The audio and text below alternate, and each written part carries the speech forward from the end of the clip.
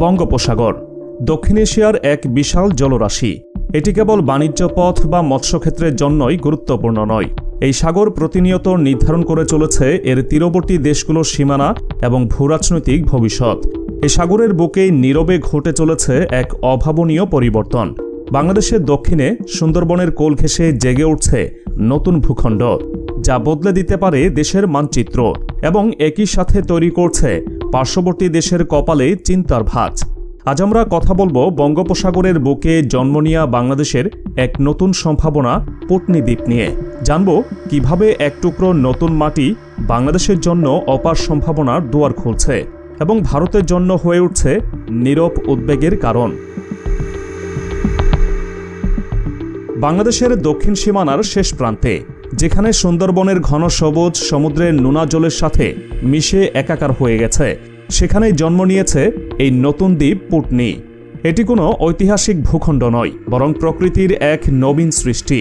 নদীর বয়ে আনা কোটি কোটি টন পলি, সমুদ্রের স্রোত আর জোয়ার ভাটার কয়েক দশকের নিরন্তর খেলায় ধীরে ধীরে রূপ নিয়েছে এই দ্বীপ।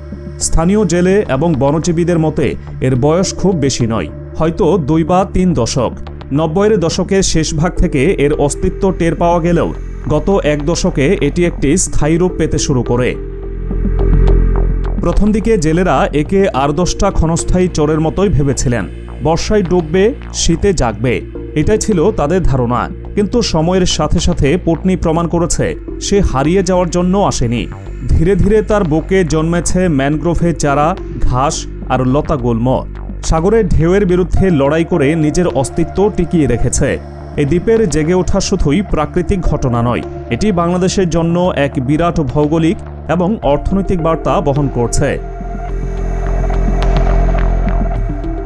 একটি নতুন দ্বীপের জন্ম কিভাবে একটি দেশের শক্তি বৃদ্ধি করে, বিষয়টি বুঝতে হলে আমাদের এর ভৌগোলিক প্রকৃতির দিকে তাকাতে হবে। পুটনি দ্বীপের গঠন বেশ অদ্ভুত। এটি পুরোপুরি সমতল এবং সমুদ্রপৃষ্ঠ থেকে এর উচ্চতা মাত্র 1 থেকে 2 মিটার। এর মানে হলো ভরা জোয়ারের সময় এর বড় একটি অংশ পানিতে ডুবে যায়, আবার ভাটায় সম্পূর্ণ ভেসে ওঠে, যেন প্রকৃতির তালে শ্বাস প্রশ্বাস নিচ্ছে জীবন্ত এক ভূখণ্ড। এর কোনো নির্দিষ্ট আকার বা পরিমাপ বলা কঠিন, কারণ এর সীমানা প্রতিনিয়ত বদলাচ্ছে। তবে ধারণা করা হয় দ্বীপটি প্রায় 6 থেকে 10 বর্গ কিলোমিটার এলাকা জুড়ে বিস্তৃত। দ্বীপের একদিকে যেমন রয়েছে রূপালী বালুর সৈকত, তেমনি অন্যদিকে রয়েছে সুন্দরবনে চিরচেনা কাদামাটি আর শ্বাসমূলের জঙ্গল। এই দ্বৈত চরিত্রই পুটনিকে অনন্য করে তুলেছে। এখানে পা রাখলে মনে হবে আপনি একই সাথে সমুদ্র এবং বনের গভীরে প্রবেশ করেছেন। মানুষের কোলাহল থেকে দূরে পাখিদের কলতান আর সমুদ্রের গর্জনেই কেবল এর নীরবতা ভাঙে। দ্বীপের ভেতরে ছোট ছোট খালগুলোতে জোয়ারের সময় ভেসে আসে লাল কাঁকড়ার দল। বালুর উপর দেখা যায় হরিণের পায়ের ছাপ, যা প্রমাণ করে সুন্দরবনের বন্যপ্রাণীরা এই নতুন ভূখণ্ডকে তাদের বিচরণ ক্ষেত্র হিসেবে গ্রহণ করতে শুরু করেছে। এখানকার ম্যানগ্রোভ গাছগুলোই দ্বীপটির টিকে থাকার মূল শক্তি। তাদের শক্তিশালী শিকড় সাগরের ঢেউ থেকে মাটিকে রক্ষা করে এবং দ্বীপটিকে ধীরে ধীরে আরও স্থিতিশীল করে তুলছে। এখন প্রশ্ন হলো, এই এক টুকরো নতুন ভূমি বাংলাদেশের জন্য কতটা গুরুত্বপূর্ণ? এর গুরুত্ব বহুমুখী। প্রথমত, এটি সরাসরি বাংলাদেশের আয়তন বৃদ্ধি করছে। যে দেশে প্রতি ইঞ্চি জমি মূল্যবান, সেখানে কোনো কৃত্রিম হস্তক্ষেপ ছাড়াই কয়েক বর্গ কিলোমিটার নতুন জমির মালিক হওয়া নিঃসন্দেহে একটি বড় প্রাপ্তি। দ্বিতীয় এবং সবচেয়ে গুরুত্বপূর্ণ দিকটি হল সামুদ্রিক সীমানা নির্ধারণ। আন্তর্জাতিক সমুদ্র আইন অনুযায়ী একটি দেশের উপকূল রেখা বা বেসলাইন থেকে তার সমুদ্র সীমা নির্ধারিত হয়। পুটনির মতো নতুন দ্বীপ যদি স্থায়ী ভূখণ্ড হিসেবে স্বীকৃতি পায়, তবে এটি বাংলাদেশের উপকূল রেখাকে আরও দক্ষিণে ঠেলে দেবে।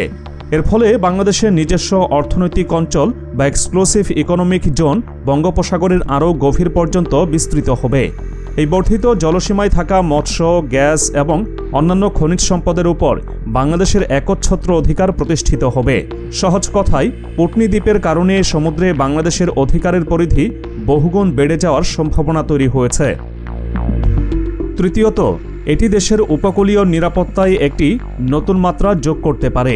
সমুদ্রপথে চোরাচালান, অবৈধ মৎস্য আহরণ এবং জলদস্যুতা নিয়ন্ত্রণে এই দ্বীপকে একটি পর্যবেক্ষণ কেন্দ্র বা ফরওয়ার্ড অপারেটিং বেস হিসেবে ব্যবহার করা সম্ভব।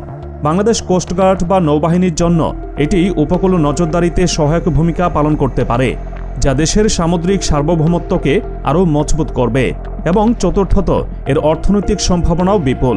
পরিকল্পিতভাবে এখানে পরিবেশ বান্ধব পর্যটন বা ইকো ট্যুরিজম গড়ে তোলা সম্ভব।